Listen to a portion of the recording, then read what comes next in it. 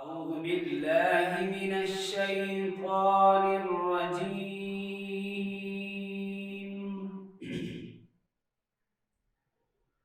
بسم الله الرحمن الرحيم.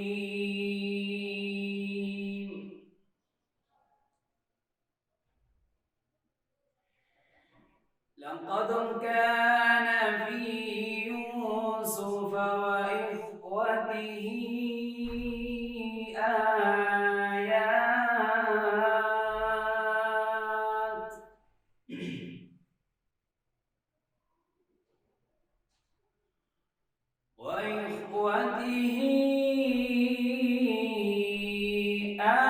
آيات للسائلين.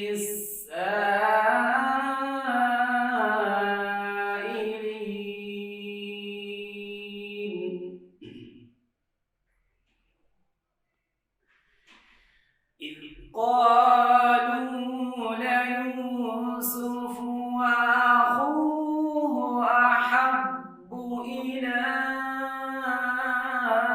أبينا منا ونحن عصبة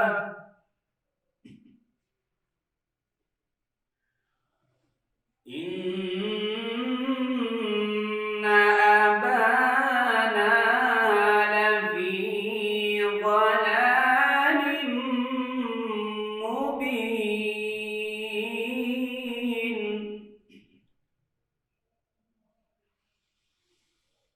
اقتلوا يوسف أو اطرحوه أرضا يخل لكم وجه أبيكم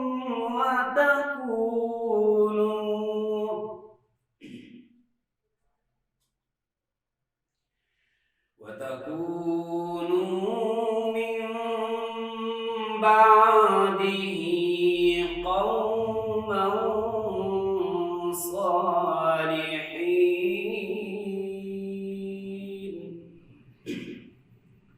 وتكونوا من بعده قوما صالحين. صدق الله العظيم.